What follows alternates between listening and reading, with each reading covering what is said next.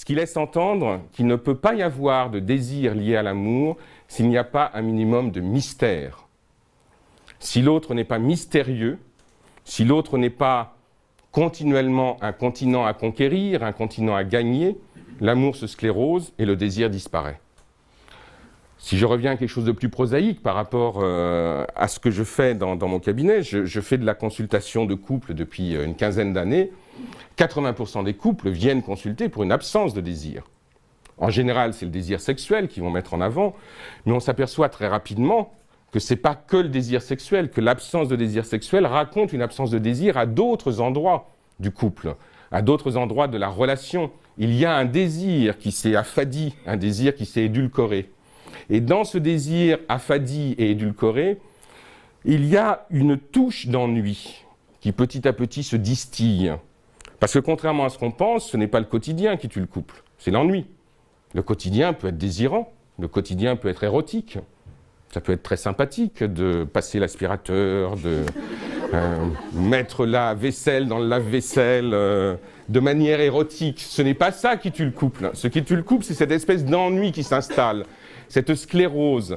Mais si on regarde bien et si on entend bien ce que disent les couples qui viennent en thérapie, à l'endroit où le désir pour eux a disparu, c'est que très rapidement on s'aperçoit qu'il n'y a plus de risque, il n'y a plus de vulnérabilité, qu'il n'y a plus de manque, qu'il n'y a plus d'utopie, qu'il y a simplement le poids pesant, effectivement, de l'ennui du quotidien, qui va gagner le couple comme un espèce de cancer relationnel et qui va, bien entendu, très rapidement mettre en place des métastases relationnelles qui vont envahir toute la relation.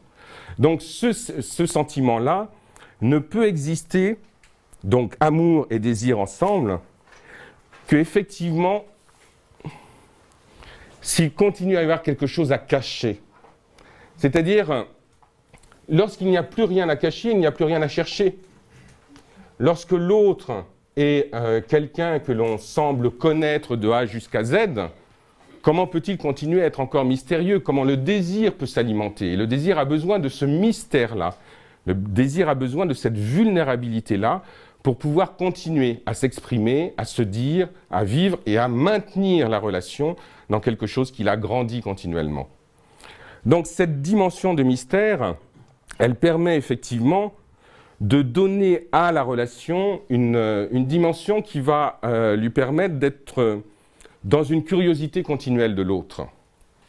C'est-à-dire comme si dans le couple et comme si dans l'amour, lorsque le désir était le moteur de l'amour, il y avait continuellement cette question qui se posait, mais qui es-tu toi en face de moi?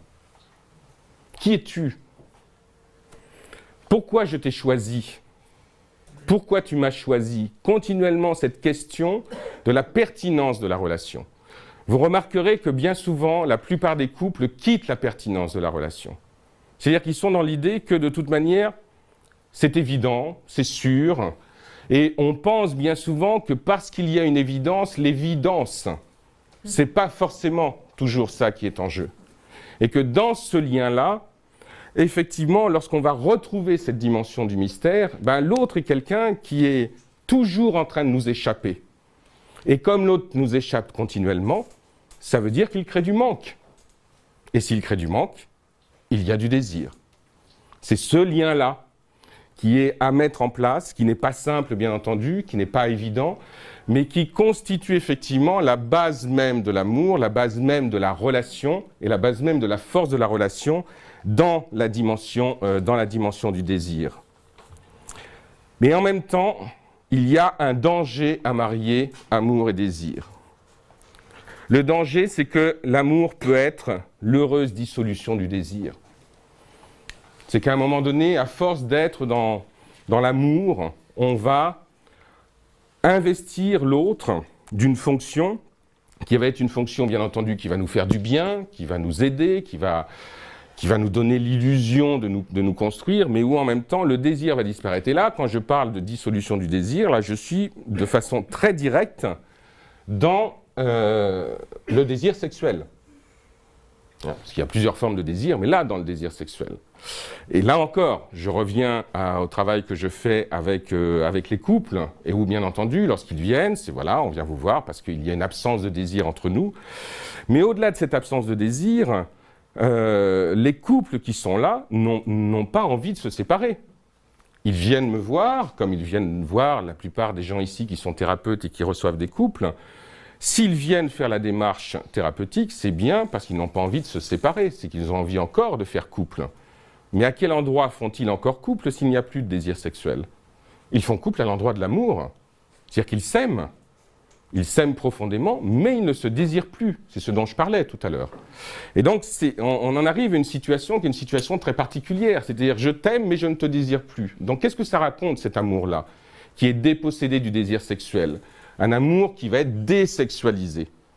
Donc, et c'est une question qui n'est pas simple, qui n'est pas évidente, et par rapport à laquelle il n'y a pas de protocole préécrit, il n'y a pas d'attitude qui serait juste pour tous les couples et qui permettrait aux couples de naturellement retrouver le désir sexuel. C'est pas si simple que ça. Mais d'une certaine manière, le couple a tellement investi la sphère de l'amour, il l'a tellement idéalisé que le désir, petit à petit, se défait, comme si les deux se défaisaient et se désolidarisaient.